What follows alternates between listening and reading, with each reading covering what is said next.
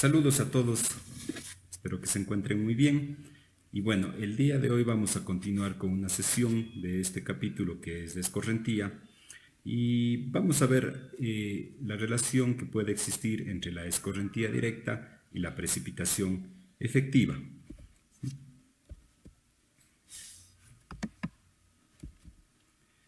Bueno, para poder abarcarnos primero en este tópico, es necesario que entendamos el concepto de lo que es hidrograma. Si yo a ustedes les pregunto qué es el hidrograma, muchos de ustedes me dirán no es nada más que una gráfica que no relaciona el caudal versus el tiempo, es decir, el caudal que está pasando en un punto determinado a lo largo del tiempo, ¿sí?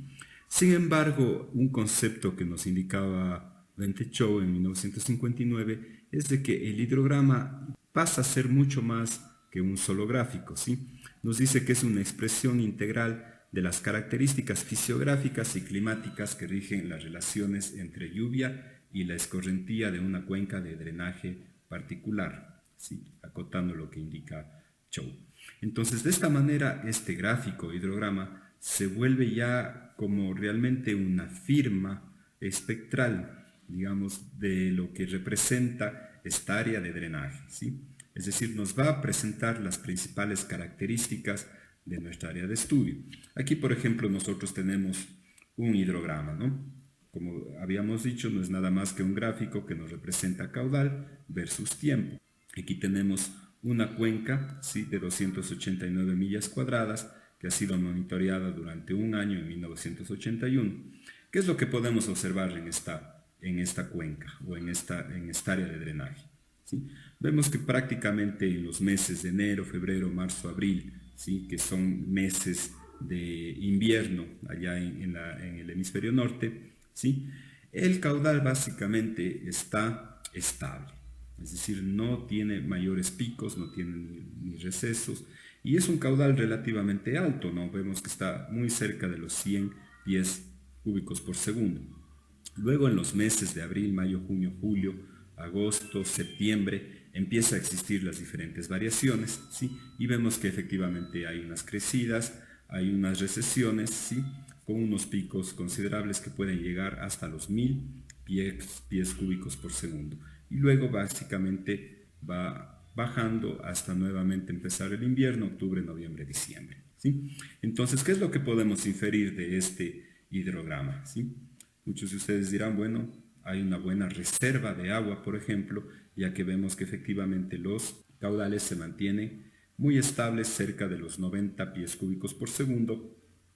Hay poca propensión a inundaciones, ya que los picos realmente van creciendo de manera muy paulatina, muy homogénea, ¿sí? Y vemos que las recesiones efectivamente ocurren de manera lenta. Si comparamos a esta cuenca con otra cuenca de aproximadamente el mismo tamaño, un poquito más grande, tal vez esta, 376 millas cuadradas, ¿sí?, vemos que esta cuenca tiene una mayor variación, ¿sí?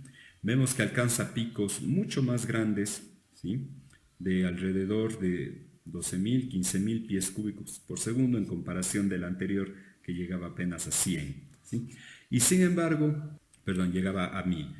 Y sin embargo vemos también que los caudales mínimos, ¿sí?, llegan a valores muy bajos, ¿no?, de cerca de 10 pies cúbicos por segundo, incluso en algunos periodos menores a los 10 pies cúbicos por segundo.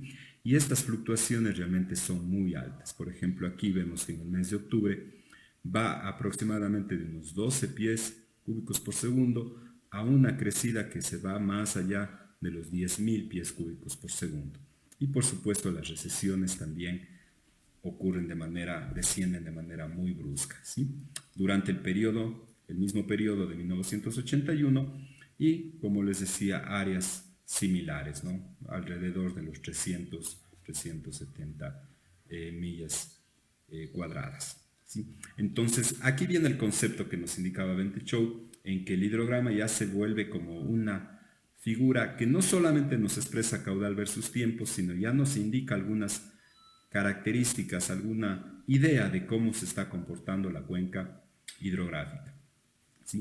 Entonces, aprovechando justamente este hidrograma, nosotros podríamos rescatar un poco más de información para poder determinar cuál es esta capacidad de retención de agua, si queremos hablar así, o de almacenamiento de agua que tenga una cuenca hidrográfica, ¿sí? En los diferentes reservorios que hemos visto, ya sea en el suelo, ya sea en lagos artificiales o lagunas naturales, glaciares, ¿sí?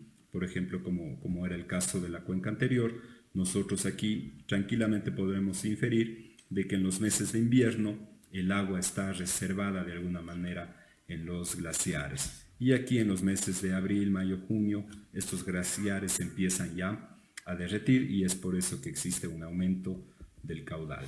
Acá en cambio en esta cuenca podemos ver efectivamente un caudal básico, un caudal base que ya vamos a ver luego, ¿sí? Muy bajo en comparación de esta cuenca que un caudal base tiene alrededor de los 100 pies cúbicos por segundo, ¿no?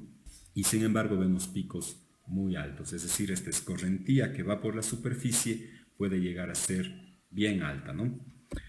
Considerando entonces estos principios, cuando nosotros tenemos un evento de crecida en un hidrograma, tenemos esta forma, ¿no? Tenemos la recesión, ¿sí? Es decir, el caudal como está disminuyendo, como está saliendo de esta cuenca. Luego viene el evento y entonces vamos a tener la crecida.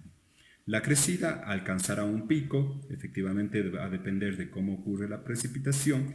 El momento que para ya la precipitación, entonces se alcanzará un pico y luego nuevamente vendrá la recesión, ¿sí? Entonces estos son los componentes que nosotros tenemos en un hidrograma de un evento.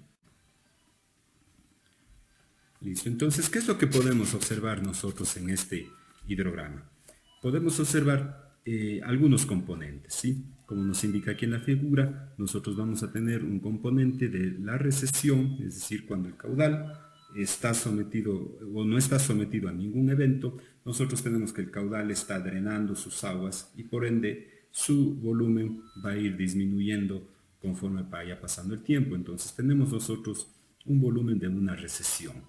Esta recesión normalmente tiene la forma de una curva exponencial, que ya vamos a verlo luego, ¿sí? Y a esto, cuando no está sometido bajo la influencia de ningún evento, le vamos a llamar un flujo base, es decir, un caudal base, ¿sí? Es decir, es el caudal que va soltando todos los tipos de reservorio que puedan existir en nuestra cuenca de drenaje, las van a ir soltando lentamente, ¿sí? Y cada vez va a ser menor. Luego viene el evento. Si se produce un evento de precipitación, ¿sí? Entonces, ¿qué va a pasar? Todos los reservorios empezarán a llenarse, ¿sí? Pero adicionalmente, dependiendo de esta capacidad de asimilar o de retener agua en ese reservorio, empezará a ocurrir la escorrentía por la superficie, es decir, el flujo empezará a salir por la superficie o incluso por la subsuperficie en estas partes del suelo que todavía permiten que drene también el agua, ¿no? Entonces el caudal empezará a crecer, ¿sí? Luego en algún momento para el evento, es decir, a nuestra cuenca, a nuestro volumen, digamos, a nuestra área de influencia, deja ya de ingresar agua, ¿no? Entonces solamente empezará a salir, ¿sí? Entonces el caudal llegará a un pico y a partir de ese pico entonces nuevamente empezaremos con la recesión. Ahora, habrán diferentes tipos de recesiones, ¿sí? Habrá una recesión que corresponderá a los reservorios que tengamos en la superficie, por ejemplo, los pequeños charquitos, o lagunas, en fin, dependiendo del tipo de reservorio. Y luego habrán otros tipos de reservorio como es el subsuelo o incluso reservorios ya a niveles más profundos como son los diferentes acuíferos, ¿no? Entonces aquí vamos a tener algunos tipos de reservorio, es decir, varias curvas, ¿sí? Que serían exponenciales. Y es por eso que en un hidrograma de un evento nosotros lo que podríamos hacer es identificar estos tres tipos de flujos, ¿sí? Vamos a tener el flujo base, que es el que les había comentado. Este flujo base es el que corresponde a la recesión de los reservorios, básicamente del suelo, en esta parte que prácticamente siempre pasa saturado, ¿sí? Es decir, a pesar de que no existe ya eventos, hay una parte del suelo que está saturada y deja drenar poco a poco este suelo, ¿no? El agua, ¿no? Luego tenemos el interflujo, ¿sí? que respondería, no necesariamente, pero en su mayoría, a reservorios que permiten retener el agua en las capas más superficiales, ¿no?, de este suelo, ¿sí? Es decir, aquellas que guardan un poco de agua no necesariamente están saturadas todo el tiempo, sino se saturan únicamente en el periodo que dura el evento. Y luego tenemos el flujo superficial, es decir, el que ya sale por la escorrentía desde la superficie del terreno, ¿sí? Entonces, vamos siempre a tratar de identificar estos tres flujos, ¿sí? Y teniendo en cuenta de que en un hidrograma existirán estos componentes, ¿sí? Es decir, una parte entre A y B, que sería la recesión del flujo base. Luego tenemos la parte entre B y C, que sería el segmento de aumento, en donde está justamente influenciando el evento. Y luego tendremos una etapa CD, ¿sí?, que será un segmento de disminución, ¿sí? Este segmento CD en algunos casos se puede diferenciar como un segmento que implica la recesión del flujo superficial y luego una recesión del flujo del interflujo, ¿sí? Es decir, se puede dividirle o subdividirle en dos partes, un C a C' y de un C' a D, ¿sí? Y corresponderían a la recesión del flujo superficial y del flujo interflujo o subsuperficial. Y por último, tenemos nuevamente esa sección DE, que correspondería a la recesión nuevamente del flujo base, que coincidiría con la sección AB. Entonces, como les había dicho, la recesión de un flujo normalmente tiene una forma exponencial.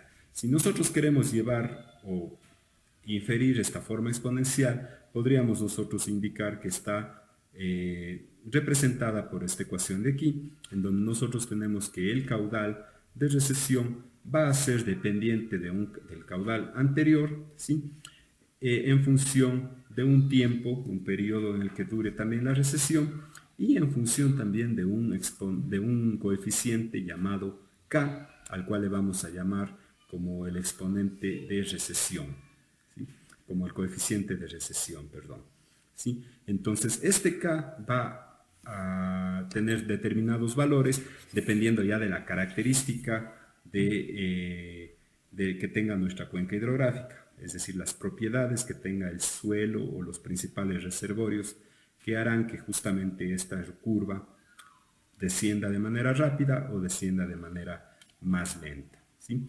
Y vamos, por supuesto, a tener también diferentes tipos de K, el K del flujo base, el K del flujo subsuperficial y el K también del flujo superficial. Entonces nos vamos a enfocar un poco en el tema de la separación del flujo base, ¿sí? El flujo base, ¿por qué es importante separarlo? ¿Por qué es importante determinarle? Porque el flujo base va a ser el flujo que nos indique justamente si tenemos un caudal que nos garantice, ¿sí?, disponibilidad de agua en los momentos o en los periodos más críticos, ¿sí? Yo les voy a poner como ejemplo el diseño de una planta de agua potable, por ejemplo. Entonces nosotros, si queremos diseñar agua potable y queremos dar abastecimiento de agua potable, nos vamos a enfocar justamente para los periodos más críticos, en donde yo potencialmente tenga mayor vulnerabilidad y el área de estudio no me permita dar mayor abastecimiento de agua potable. Es por eso que es importante enfocarnos en el flujo base, ¿sí? Entonces vamos a ver algunas metodologías muy prácticas, muy empíricas realmente, para poder calcular el flujo base a partir de un hidrograma. Vamos a ver tres metodologías: el método de la línea recta, el del método de flujo del base fijo y el método de la pendiente variable. El primero es un método realmente muy sencillo, es una línea recta nada más, un método gráfico, en donde si nosotros tenemos un evento, ¿sí?, unimos simplemente el final de una recesión, justo el momento en que vemos que empieza a influenciar el evento, y lo unimos con el punto en donde nuevamente vemos que está efectivamente actuando ya el flujo base nuevamente. Y se traza una línea, ¿sí? Esta línea puede ser horizontal si es que queremos considerar el flujo base como una constante, o puede también ser inclinada si es que queremos que sea considerado como un variable, linealmente variable, ¿no? Entonces, es un método muy sencillo, ¿sí? Por ejemplo, aquí si nosotros tenemos este hidrograma, simplemente trazaríamos líneas, ¿sí? En este caso inclinadas, entre los puntos, ¿sí? Que vemos que efectivamente corresponden al flujo base, ¿sí? Entonces, no hay dónde perderse, es un método muy sencillo. Luego tenemos un segundo método que es el método del flujo base fijo, ¿sí? ¿Qué es lo que hacemos aquí? Se le considera simplemente un valor de tiempo n, ¿sí? Es decir, un tiempo n, que vamos a suponer que eso es el tiempo que demora la recesión de un evento, ¿sí? Entonces tenemos un tiempo fijo n, ¿sí? Y a partir del pico nosotros trazamos horizontalmente en el eje de las X en el tiempo, nuestro tiempo n. Y del flujo del pico trazamos perpendicular y de este tiempo n también trazamos una vertical, ¿sí?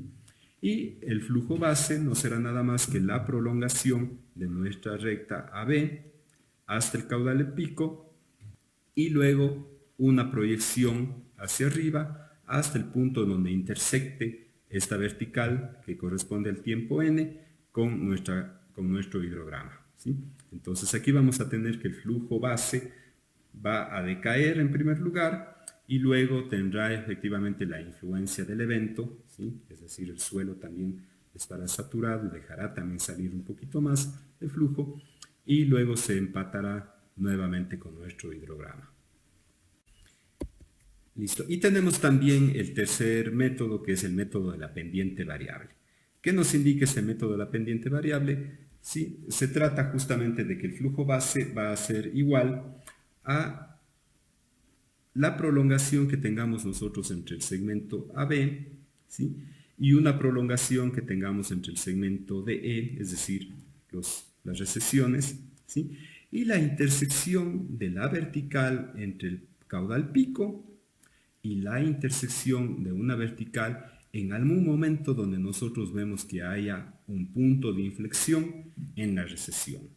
Me explico, nosotros tenemos la recesión de esta manera y en algún momento empezará prácticamente a reconocerse la inflexión de la recesión del flujo base, ¿sí? Entonces, vemos aquí un punto que haya de inflexión en esta recesión y trazamos una vertical, ¿sí? Y le proyectamos la recesión de flujo base hasta esta intersección de la vertical con el punto de inflexión. Y luego, igual con la vertical entre el caudal pico y la recesión, también trazamos una proyección y simplemente unimos estas dos proyecciones, ¿sí? Entonces, de esta manera vamos a tener un flujo base con este tercer método, ¿sí? Aquí tenemos un resumen de los tres métodos, ¿sí? Tenemos el de la recta, ¿sí? Tenemos el del tiempo fijo, ¿sí? Un tiempo n, ¿sí?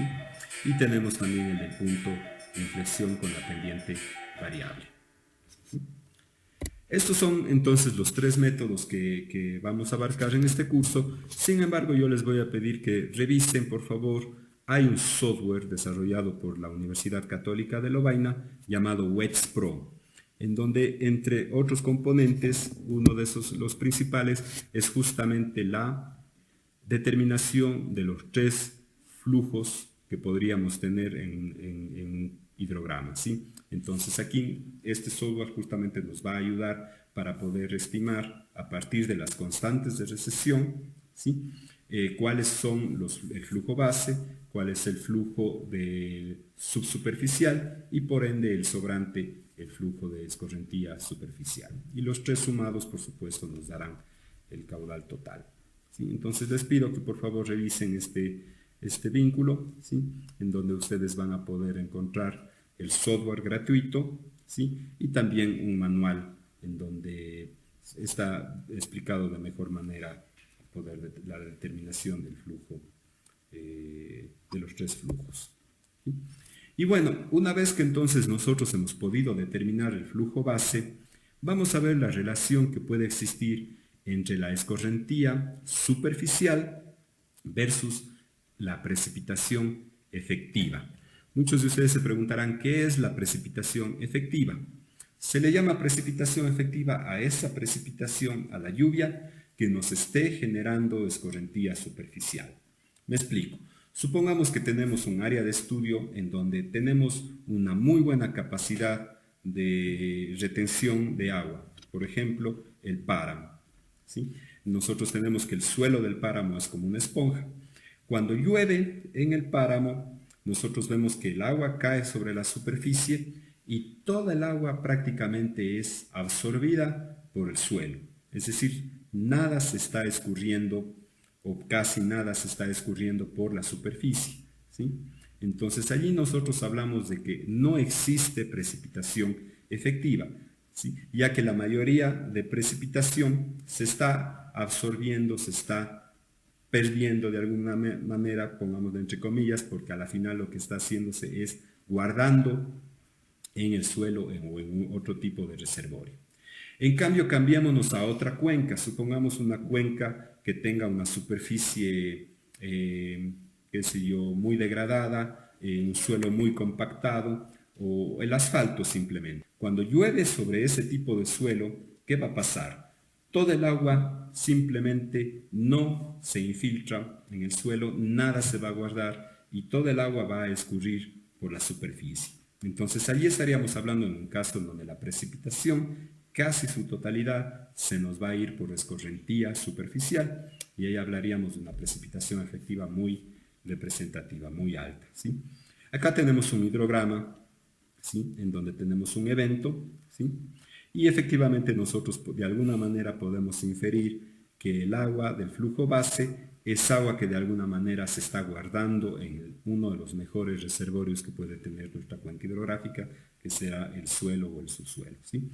Y por encima de este flujo base correspondería el caudal o el volumen de agua que estaría yéndose por escorrentía superficial. Aquí en estos casos, en este gráfico, se está abstrayendo de alguna manera el flujo subsuperficial. Se le considera también como un flujo rápido, ¿no? de drenaje rápido. Entonces, todo el volumen de agua que está por encima de este flujo base deberá corresponder al volumen de agua que ha precipitado y que correspondería a la precipitación efectiva, ¿sí?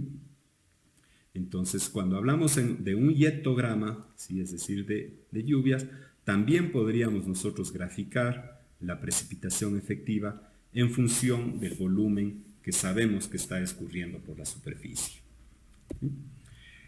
Entonces, aprovechándonos de este concepto de escorrentía directa versus el exceso de precipitación o la precipitación efectiva, nosotros de alguna manera podemos determinar o jugar un poquito con este concepto para fines prácticos, ¿no? Entonces, en caso de que nosotros conozcamos cuánta agua se está infiltrando en el suelo, ¿sí? Podríamos de alguna manera conocer cuál es el agua que está escurriendo por la superficie del suelo. O con las tres metodologías que acabamos de ver, podemos de alguna manera calcular cuál es el flujo base, ¿sí? Es decir, el flujo que se está guardando en el reservorio, y la diferencia podría ser entonces nuestra escorrentía superficial y por ende la precipitación efectiva, ¿sí? Entonces, para eso es muy importante la separación del flujo base. Aparte de toda el agua que se está guardando de alguna manera en los reservorios, también es necesario determinar abstracciones, pérdidas, ¿sí? Por ejemplo, cuando llueve, toda el agua es infiltrada en el suelo, pero hay agua también que puede quedarse en la vegetación, ¿sí? Y no necesariamente está escurriendo por la superficie, ¿no? Y de esta manera, entonces, conociendo estos dos conceptos, se podría entonces determinar la escorrentía superficial, ¿sí? Vamos a ver un método, ¿sí? Para poder determinar justamente cuál es esta relación que existe entre escorrentía superficial y la precipitación efectiva, que se llama el método del índice phi. El índice phi no es nada más que una tasa constante de abstracciones, es decir, yo voy a suponer que mi cuenca está guardando o está reteniendo agua de una manera constante, con una tasa constante, ¿sí? Eso sabemos que en la realidad no es cierto, ya que existirá fluctuaciones, ¿sí? Dependiendo de la humedad del suelo, dependiendo de muchas características. Sin embargo, este método del índice phi nos indica que es una tasa constante. ¿Cómo se calcula? ¿Sí? Se calcula multiplicando esta tasa phi por un intervalo de tiempo, que normalmente viene a ser nuestro paso de tiempo, durante un intervalo m. Este m viene a ser entonces el parámetro, ¿sí?, clave para poder determinar cuál es esta tasa de abstracción, ¿sí? Entonces, ¿qué hacemos? Si nosotros conocemos en primer lugar cuál es nuestro flujo base, podríamos entonces determinar cuál es el volumen que se va por escorrentía directa. Y a este volumen que se está yendo por escorrentía directa lo podemos transformar en una lámina también de agua que se nos va por escorrentía directa. Como ya tenemos la lámina de agua que se va por escorrentía directa, podríamos entonces asociar que esta lámina de agua de escorrentía directa va a ser igual a la precipitación total, que tenemos aquí en R mayúscula, menos esta tasa de pérdidas, ¿sí?, que se está abstrayendo por un determinado tiempo, ¿sí? Entonces vamos a ver un pequeño ejercicio, ¿sí?, en donde aquí nosotros tenemos un evento, ¿sí? Tenemos un evento que ha ocurrido en un tiempo determinado, ¿sí? Tenemos aquí la precipitación y luego tenemos también caudales de escorrentía, ¿sí? Luego entonces, a partir de estos datos, nosotros podríamos determinar cuál es nuestro índice phi de abstracción, considerando que es una tasa constante. Tenemos que el área de la cuenca es de 7,03 millas cuadradas y entonces podríamos tranquilamente calcular cuál es nuestro índice phi. ¿Cómo lo hacemos? Sigamos los siguientes pasos. Determinamos el delta T. Aquí nosotros tenemos datos que están siendo monitoreados cada media hora, entonces nuestro delta T va a ser de media hora, de 0,5 horas, ¿sí? Y graficamos el hietograma y el hidrograma de los datos que se nos están dando, ¿sí? Luego, nosotros podríamos definir, ¿sí?, cuál es el flujo base por cualquiera de los métodos que hayamos visto, ¿sí?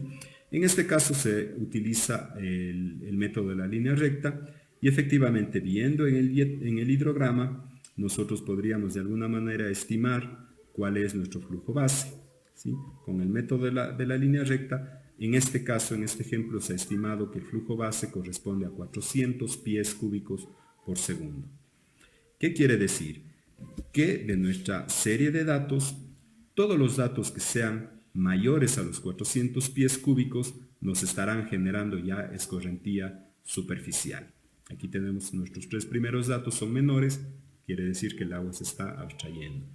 Cuando viene ya con 828, el agua entonces está generando escorrentía superficial durante todo este periodo hasta que nuevamente llega a ser menor a los 400 pies cúbicos por segundo, ¿sí?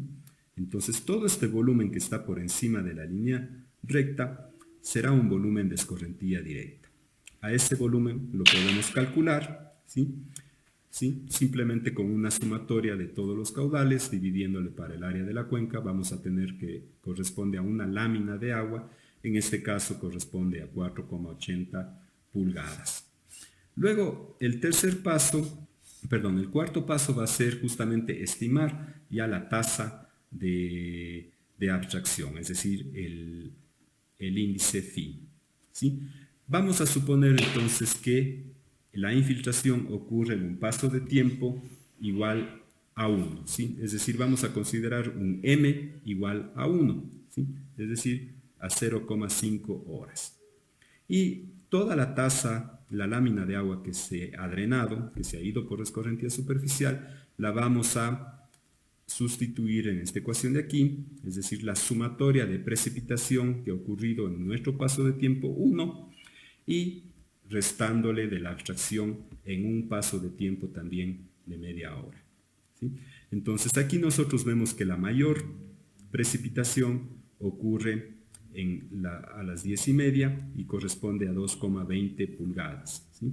Entonces, como estamos con un periodo m igual a 1, cogemos el periodo más alto, ¿sí?, que es 2,20, y restamos las abstracciones en este paso de tiempo. Pero aquí el phi nos sale negativo, es decir, tenemos menos 5/20, es decir, no podemos tener nosotros una pérdida negativa. Entonces intentamos con un m igual a 2, es decir, vamos a tomar dos periodos consecutivos, los más altos. Los más altos periodos consecutivos es de 2,20 y de 2,08, ¿sí? Y entonces igualamos, ¿no?, los 480 por los dos periodos consecutivos y vamos a restar dos veces nuestro índice phi, nuestra tasa phi, y nos sigue saliendo negativa. Es decir, vamos ahora a intentar con tres periodos consecutivos.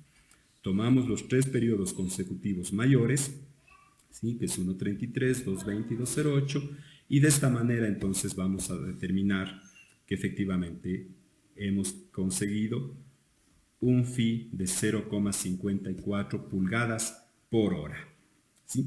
¿Qué quiere decir? Que en una media hora en nuestro paso de tiempo va a ser igual a 0,27 pulgadas en cada media hora. Y de esta manera podemos estimar cuál es nuestra precipitación efectiva. Es decir, para cada delta vamos a tener 0,27 pulgadas. ¿Sí? El volumen que nosotros tenemos acá es equivalente al volumen que tenemos en nuestro hidrograma. Listo, entonces con el método del índice phi hemos podido nosotros determinar cuál es esta abstracción, ¿sí?, que se va a considerar en el hietograma para poder determinar justamente la precipitación efectiva. Luego tenemos otro concepto que es el del coeficiente de escorrentía, ¿sí?, que nos dice Dente Chou con respecto al coeficiente, nos dice que es la relación entre la tasa pico de escorrentía directa y la intensidad promedio de precipitación de un evento, ¿sí? Es decir, relaciona ya la precipitación con esta escorrentía directa. Y claro, el coeficiente de escorrentía viene dado por esta ecuación de aquí, ¿sí?, en donde tenemos que no es nada más que la lámina de agua que ha drenado por escorrentía directa, por escorrentía superficial, dividido para la sumatoria total de esta precipitación durante el periodo en el cual ocurre justamente la escorrentía, ¿sí? Entonces, con este coeficiente nosotros ¿qué tenemos? Tenemos un indicador de qué tan buena es la capacidad de retener o de abstraer agua en un área de estudio.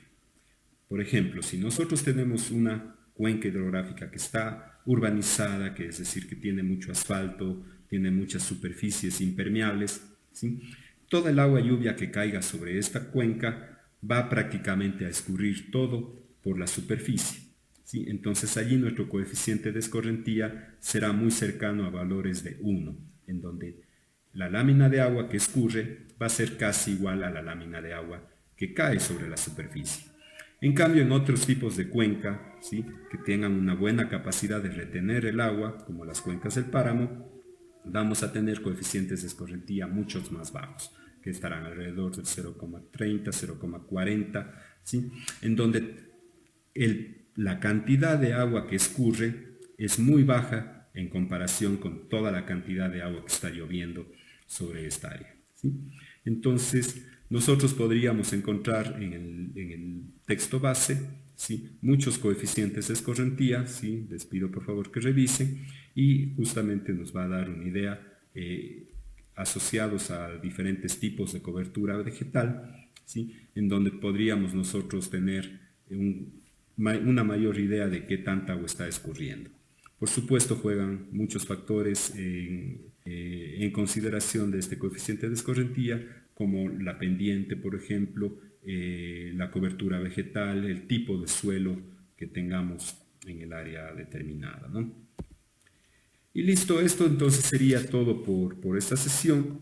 Espero que haya servido mucho, haya aclarado algunos puntos y como siempre, no duden por favor en dejarme sus comentarios o cualquier consulta, cualquier inquietud en la plataforma, ¿no? Estaremos atentos para la siguiente sesión y poder continuar con estos temas. Hasta una próxima.